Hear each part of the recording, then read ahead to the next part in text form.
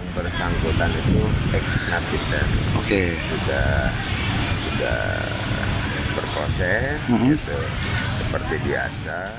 Riuh rendah Sabtu malam di pedestrian Kompleks Olahraga Dadaha, Kota Tasikmalaya, biasanya hanya diisi oleh aroma kuliner jalanan dan gelak tawa pengunjung yang menikmati suasana akhir pekan. Namun, pada hari Sabtu, 11 Juli 2026, menjelang tengah malam, atmosfer santai dan hangat tersebut seketika pecah berantakan oleh suara dentuman keras yang membuat ratusan warga berhamburan menyelamatkan diri dalam kepanikan yang luar biasa. Siapa yang menyangka, di balik pekatnya asap ledakan yang mengejutkan tersebut, tersimpan sebuah benang merah masa lalu dari seorang mantan narapidana terorisme yang tengah mencoba berbaur kembali dengan masyarakat luas dengan berprofesi sebagai seorang pedagang es teh manis. Malam yang mencekam itu bermula ketika jarum jam menunjukkan pukul 23 waktu Indonesia Barat, saat ketegangan mulai merayap di antara para pedagang kaki lima yang biasa mengais rezeki di kawasan tersebut. Awalnya, insiden ini hanya dipicu oleh adu mulut biasa antara seorang pedagang tahu gejrot berinisial U dengan seorang pedagang es teler berinisial G. Perselisihan verbal yang berlangsung selama kurang lebih 30 menit itu kian memanas dan tak terkendali ketika seorang pedagang jagung berinisial S, yang masih memiliki hubungan ikatan saudara dengan pedagang es teler, ikut campur dan melakukan pembelaan sepihak di lokasi kejadian. Di tengah situasi yang sedang berusaha dilerai oleh warga sekitar, muncul sosok pria berinisial A atau yang juga dikenal dengan inisial AAS. Pria berusia 35 tahun tersebut sehari-hari dikenal oleh sesama pedagang sebagai penjual es teh manis yang biasa mangkal di area tersebut. Tanpa memberikan peringatan sedikit pun, tersangka justru nekat memicu sebuah perangkat berbahaya yang sengaja diletakkan di dalam kotak instalasi tiang lampu jalan dengan menggunakan sebuah alat pengendali jarak jauh atau remote control. Berdasarkan kesaksian Yuda, seorang penjual cireng yang lapaknya berada persis bersebelahan dengan lokasi kejadian, dirinya sempat mengira suara tersebut berasal dari tabung gas yang meledak. Suaranya terdengar sedang namun berdaya ledak cukup mengejutkan hingga membuat kehebohan besar karena kondisi lokasi pada malam minggu tersebut sedang sangat ramai dikunjungi warga. Yuda juga menambahkan bahwa dirinya sempat melihat tersangka A membawa sebuah kantong tersembunyi di dalam tasnya sesaat sebelum ledakan keras itu terjadi tepat di seberang gerobak es teler. Hanya dalam hitungan jam setelah insiden ledakan itu terjadi, identitas asli dari tersangka A langsung terkuak oleh pihak berwajib. Tim gabungan dari Detasemen Khusus 88 Anti Teror Markas Besar Kepolisian Republik Indonesia bersama Satuan Brigade Mobil Daerah Kepolisian Daerah Jawa Barat segera bergerak cepat mengepung sebuah rumah kontrakan milik tersangka. Rumah kontrakan tersebut terletak di Kampung Gunung Koneng, Kelurahan Cilembang, Kecamatan Cihideung, dan digerebek pada hari Minggu siang, 12 Juli 2026. Rumah kecil berukuran sederhana dengan balutan cat dinding berwarna putih dan pintu berwarna biru itu berada di dalam sebuah gang sempit yang hanya bisa dilalui oleh satu kendaraan sepeda motor saja. Proses penggeledahan ketat yang sempat menjadi tontonan warga sekitar ini akhirnya membuahkan hasil dengan ditemukannya sejumlah barang bukti yang cukup mengkhawatirkan. Meskipun materi peledak tersebut diklasifikasikan ke dalam kategori berdaya ledak rendah atau low explosive karena material penyusunnya yang belum lengkap, petugas kepolisian tetap menemukan adanya zat kimia berbahaya di dalam rumah tersangka. Berdasarkan hasil uji laboratorium lapangan yang menggunakan alat deteksi canggih kimia biologi radioaktif TREAD ID, tim menemukan sebuah cairan misterius dengan tingkat kemiripan yang sangat tinggi, mencapai 0,984 terhadap senyawa asam nitrat, yang dikenal luas sebagai bahan baku utama pembuatan zat peledak. Selain cairan kimia tersebut, pihak kepolisian juga turut menyita satu unit senapan angin kaliber 4,5 lengkap dengan amunisi jenis mimis, sebilah senjata tajam jenis belati, serta sejumlah buku dan dokumen tertentu milik tersangka. Tersangka sendiri sebenarnya bukanlah orang baru dalam radar pantauan aparat keamanan nasional. Dirinya diketahui merupakan seorang mantan anggota jaringan jemaah Ansharud Daulah yang statusnya masih berada dalam masa pembinaan intensif.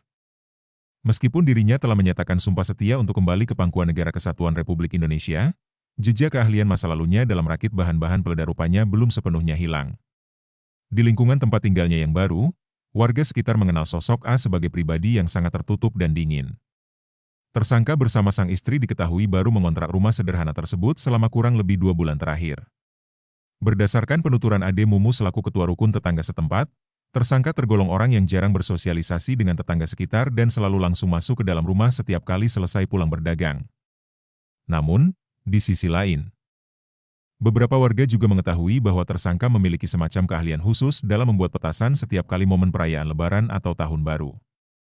Meskipun kasus ini melibatkan tim Detasemen Khusus 88 serta latar belakang tersangka yang merupakan seorang mantan narapidana terorisme, Kepala Kepolisian Resor Tasikmalaya Kota, Ajun Komisaris Besar Polisi Andi Purwanto, menegaskan dengan tegas bahwa insiden peledakan ini murni dipicu oleh masalah pribadi.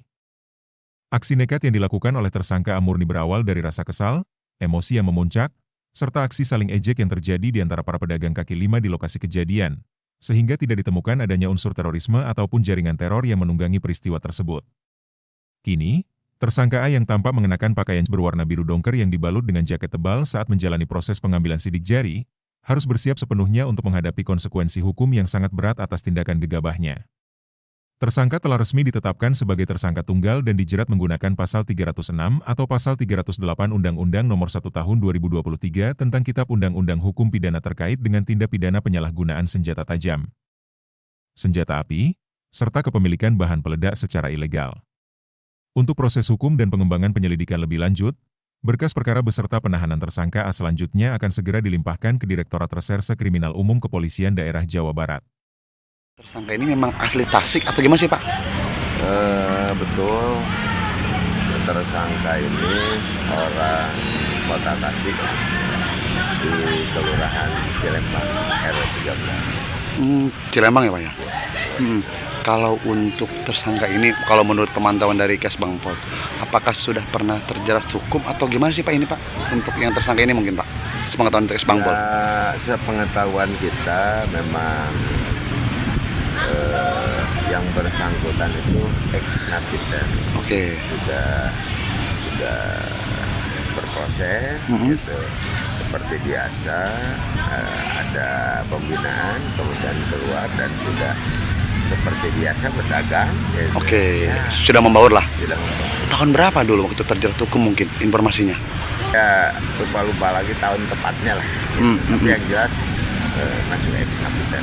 Kalau di Kota Tasik, kalau data dari Kesbangpol, ada berapa pasti Pak yang masuk data mungkin untuk saat ini? Kalau untuk urusan data itu ya itu kita harus buka lagi. Jadi saya khawatir salah gitu. Tapi yang jelas tersangka ini masuk ex-napiter. Ex-napiter ya? Oh. Jadi saya harus buka lagi. Kalau urusan angka kan harus benar gitu, tidak boleh nembak-nembak. Nah, terus untuk soal misalkan dia sampai melakukan itu, apakah memang soal menjalani deradikalisasi ini saat ini bagaimana untuk kondisi ini? Kan artinya dia kan bisa ya, meskipun bukan eksekutor ya, tapi kok dia bisa merakit apakah gimana mungkin Pak sampai membuat itu Pak?